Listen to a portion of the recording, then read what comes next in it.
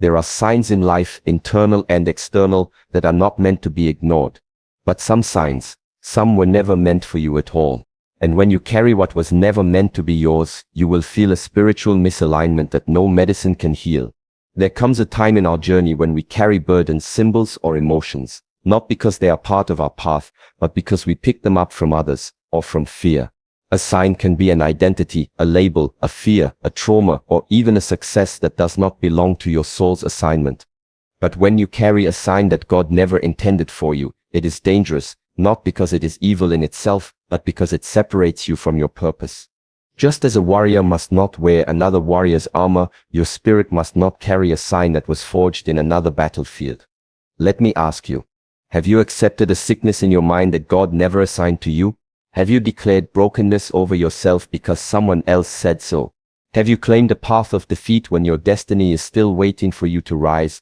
This is the danger, that you forget who you are, and believe that the wound is your identity. But the sign is not you. The pain is not you. It was never meant to define you. Just like in Kung Fu, the first teaching is not the form. It is the emptying. Empty your cup.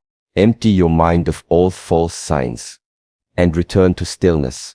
Because in stillness the true sign will appear, not from the world, but from within. Prol. Do not carry what is not yours. Puri. Do not fight battles that God did not assign to you. Prach. Do not wear signs that lead you off the path. Because if God says it is dangerous, it is not to punish you. It is to protect your original design. In our modern world, signs are everywhere, both visible and invisible. We look for signs in conversations, in silence, in the alignment of events, and in the whispers of intuition.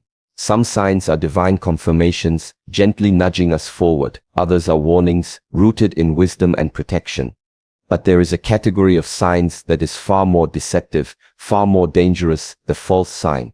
These are not given to you by life, not sent to you by the universe, and certainly not assigned to you by God. And yet, because of fear, desperation, or confusion, we accept them. We take them in and wear them like truth, even though they are far from it. And the danger of false signs is not in their appearance, it is in the disconnection they create within you. Just like a martial artist who uses the wrong stance, even a single misalignment can cause an entire technique to fall apart. In the same way, when the spirit accepts a lie or adopts a burden that doesn't belong to it, the soul starts to move out of rhythm with its true nature. This is what spiritual misalignment looks like. When your outer actions no longer reflect your inner values, when your relationships feel hollow, your energy feels heavy, and your direction feels blurred, you may not be tired, you may not be broken, you may be misaligned, you may be living under a sign, a belief, or a role that was never meant to be a part of your spiritual identity. You were not born to carry this, and so your soul resists it in silence. Let us look deeper. What is a false sign? It is a symbol, a belief, or a label that you internalize without divine permission. When a child is told they are a failure and they believe it, that is a false sign. When a person faces heartbreak and begins to believe they are unlovable, that is a false sign. When life delays your success and you label yourself as cursed, that is a false sign. These signs did not come from the Creator. They came from hurt, from other people's opinions, from the untrained ego, or from trauma. And yet, once you believe it, your entire system begins to operate under this sign. You think it, you speak it, and worst of all, you begin to attract more evidence that supports it. Not because it is true, but because you gave it authority. In Shaolin tradition, the first correction in training is not movement, it is mind. If the mind is not aligned, the body becomes weak. In spiritual life, this law is the same. You cannot heal externally while carrying an internal falsehood. If you hold on to the wrong sign, even your prayers may feel unanswered, not because God is not listening, but because you are not fully aligned to receive. When you walk with a false identity, you are moving in the wrong direction on the right path. And the farther you walk, the more confusion and fatigue you feel. This is why some people meditate for years, but do not find peace. They are still wearing a label that was never part of their soul's original blueprint. To overcome this misalignment, you must begin by identifying the signs you have accepted. What beliefs do you hold about yourself that cause you pain? What names do you answer to in your inner dialogue that were never spoken by God? What story are you telling yourself that keeps you small? These are not minor questions, they are spiritual diagnostics. Because your suffering may not be coming from your reality, but from the sign you have chosen to live under. And once you see that the sign was never divine, you gain the power to remove it. In the journey of self-realization, one of the greatest challenges is not discovering who you are, but unlearning who you were told to be. Most people are not suffering from lack of potential, but from identity confusion. From the earlier stages of life, society hands us names, roles, expectations, and scripts. You are told what strength looks like, how success should feel, what failure means, and what type of life is respectable. Slowly, layer by layer, the essence of who you are is covered by the identity of others. Like a warrior wearing armor that does not fit, your movements begin to feel heavy. Your energy feels blocked. And no matter how hard you push forward, something invisible is holding you back. This invisible weight is a borrowed identity, one that you were never meant to carry. In the martial arts world, identity is forged through discipline, through self-awareness, through repetition, but it is not given to you by someone else. You do not borrow someone else's balance, their breath, or their stillness. These are cultivated from within. Likewise, in the spiritual dimension, your true self can only be revealed through inner discipline, not outer imitation. When you adopt a role that is not aligned with your soul, even if it is respected by others, you begin to betray your own essence. You may be seen as successful, admired, even envied, but deep down, you feel empty. You feel unseen, not by others but by yourself. That is the pain of borrowed identity. It is not obvious from the outside, but it rots the spirit from within. Borrowing identity is often subtle. It hides under labels such as provider, perfectionist, failure, victim, or even healer. It hides in cultural roles, religious titles, and family scripts. Sometimes the most dangerous identity is not the one forced on you, but the one you accept out of fear. You may act strong because you fear appearing weak. You may act silent because you fear being misunderstood. But every act rooted in fear creates a distortion, and every distortion takes you one step further away from your center. In the monastery, monks are taught to remove every artificial label, even spiritual ones, because attachment to form creates limitation. Identity, when borrowed, becomes a prison with golden bars. It may appear beautiful, but it locks you in and locks your real self out. To live truthfully, one must be courageous enough to remove what does not belong, no matter how long you've carried it. If the armor was never meant for you, it will only injure you over time. You may think it protects you, but it is slowly disconnecting you from your own body, your own breath, your own truth. Identity is not decoration. It is not performance. It is the deep stillness you return to when the world grows quiet, and in that silence, you will hear a voice, not from outside, but from the core of your being. That voice will not label you. It will not confuse you. It will only remind you, you are already enough, without pretending to be anything else. The path of true strength is not in becoming what others admire, but in embodying what your soul already knows. Many people walk through life carrying a weight they cannot explain. They feel tired before the day begins. They feel anxious in moments of silence, and when asked what is wrong, they often cannot give an answer. This is because not all suffering comes from direct experience. Some of it is inherited, absorbed, or unconsciously accepted. Emotional burdens, like energy, can be transferred, and when you do not recognize what is yours and what is not, you will begin to carry what was never meant to be carried. The body becomes tense, the breath becomes shallow, the spirit begins to bend under a pressure that has no name. But the burden is real, not because it is part of your story, but because you allowed it to become part of your identity. In our interactions with others, family, friends, even strangers, energy is always being exchanged. Someone else's fear, their grief, their anger, their hopelessness. It can pass to you like a silent wind, especially if you are open, sensitive, or compassionate. Compassion is a strength, but without awareness, it can become a doorway through which the pain of others enters your soul. This is how people become emotionally exhausted without clear reason. You may carry your mother's sadness, your father's disappointment, your friend's unhealed trauma, your community's collective fear, none of which belong to you, yet all of which sit inside you. The emotional burden becomes a spiritual fog. It clouds your thinking, confuses your choices, disconnects you from your original clarity. Shaolin teachings remind us that internal discipline is not only about what you control, it is also about what you release. The warrior does not carry unnecessary weight. The monk does not meditate with a backpack on his shoulder. In the same way, if your emotional load includes guilt, shame, or sorrow that did not originate within you, then your path must begin with discernment. Not everything you feel is yours to heal. Some feelings need to be honored and then released. You are not the healer of every wound, the answer to every problem, or the savior of every soul. Understanding this does not make you selfish, it makes you spiritually wise. You must not allow empathy to become enslavement. The way forward requires silence, reflection, and courage. You must ask yourself, whose voice is speaking in my mind? Whose sadness do I feel when I wake in the morning? Is this fear truly mine, or did I inherit it? These questions are not philosophical, they are practical, because when you realize that a pain does not belong to you, it immediately begins to lose its power over you. What is not yours, you can let go of. And in that release, you will begin to feel your soul expand.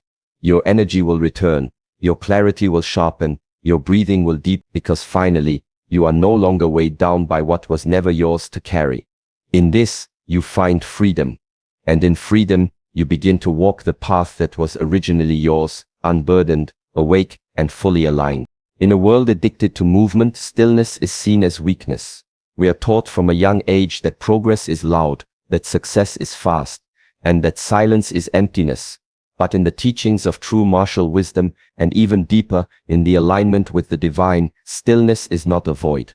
It is a portal, a sacred doorway that leads inward. When a pond is disturbed, its surface breaks into ripples, and the reflection is lost. But when the water is still, it reflects the sky with perfect clarity. In the same way, when your mind is constantly disturbed by noise, fear, ambition, and outer distractions, you lose sight of your true reflection. You forget who you are. But in stillness, clarity returns. The reflection becomes clear, and the voice of God, once hidden beneath the surface noise, begins to rise. Stillness is not the absence of motion, it is the presence of awareness. You may be walking, working, breathing, yet still be deeply still within. The goal is not to run from the world, but to become so anchored within yourself that the world cannot shake you. Stillness is not laziness, it is intelligent alignment. It is the space where thought and intuition meet, where the warrior stops swinging the sword and begins to listen. It is in these moments that you will hear what activity never reveals. Insight, intuition, correction, confirmation. But these gifts are delicate, they do not shout, they whisper. And the only way to hear the whisper of God is to become quiet enough inside that you no longer confuse the voice of fear with the voice of truth. Many people pray for answers but do not create space to receive them. They ask for clarity but keep their lives filled with noise. They long for purpose but fill every hour with distraction. This is like planting seeds and then stomping on the soil in impatience. Wisdom does not emerge under pressure, it flows where there is space. And this space is born in stillness, physical, emotional, and mental. In the Shaolin tradition, before a form is taught, the student is taught how to sit, how to breathe, how to observe without reacting. This is not a waste of time. It is the foundation of mastery. For without inner stillness, all outer movement becomes chaotic. In the same way, your spiritual growth begins not with action, but with learning how to rest in the present moment without the compulsion to escape or prove. There is a profound truth hidden in silence. You already have what you seek, but it is buried under layers of mental agitation and emotional clutter. When you enter stillness, you begin to shed these layers. The mind becomes light. The breath slows. The heart softens. In this state, what was once confusing becomes obvious. What felt overwhelming becomes manageable, and what seemed lost becomes visible again. This is divine clarity, not the tide you earn through logic, but the kind you receive through surrender. It cannot be forced, it can only be welcomed, and the path to this clarity begins by stepping away from the noise of the world and into the stillness of your own presence. There and only there will you find what cannot be given to you by others. The next right step on your sacred path. Most people, when they think of divine warnings, interpret them as punishment. They believe that if God or life sends a signal of danger, it must be because they have done something wrong, or because judgment is upon them. But this mindset is rooted in fear, not wisdom. In reality, divine warnings are not meant to harm, they are meant to preserve. Just as a seasoned master might strike the student's hand before they misuse a weapon, a divine warning may come with discomfort, but its essence is protection. The pain you feel is not punishment. It is the body saying this movement is wrong. The sorrow you carry may not be cruelty, it may be life showing you this is not the path. And the stillness you are forced into, that may be heaven's way of slowing you down before you walk into something you are not ready for. In martial training, every form has a boundary. You learn where your power ends and where the danger begins. And if your movements extend beyond what your body can sustain, injury is the natural consequence. But the warning signs, the discomfort, the imbalance, the fatigue, they are signals to pull you back, not to shame you, not to break you, but to guide you towards self-correction. In spiritual life, it is the same. Divine warnings may appear as closed doors, repeated failures, inner resistance, or even dreams and signs that seem uncomfortable. But to interpret these as punishments is to miss their value. They are not judgments against you. They are reminders of your design. A tree cannot grow beyond its root system, and you too cannot expand without foundation. A divine warning simply says, return to your center or you will fall. Consider how many times you have been spared from something you desperately wanted, only to later realize it would have harmed you. This is not coincidence. It is mercy. The divine in its infinite wisdom sees not only what you desire, but what it will do to your soul. When God says do not enter, he does not say it to control you, he says it to protect what is sacred within you. The warning is an act of love, even if it arrives in the form of discomfort. Just like a river must have banks to flow in power, your life must have divine limits to flow in purpose. When you ignore the warning, you overflow into chaos. When you heed the warning, you flow with direction. What looks like restriction is often the container of your highest potential. To truly grow in discipline and spirituality, you must shift your mindset from why is this happening to me to what is this protecting me from. That shift changes everything. It transforms fear into reverence. It transforms resentment into gratitude, and it transforms panic into patience. You begin to see that every delay, every detour, every internal stop sign is not a punishment, but a redirection toward alignment. The universe does not punish the seeker. It corrects the seeker so they don't wander off course. Divine boundaries are sacred borders of protection. They are not meant to cage you in. They are meant to guide you through.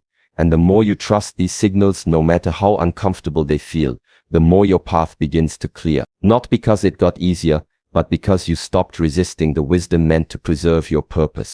So now, I ask you to sit with this question. What have you taken on that was never meant to be yours? What sign, what label, what emotion, what false identity have you accepted without permission from your higher self?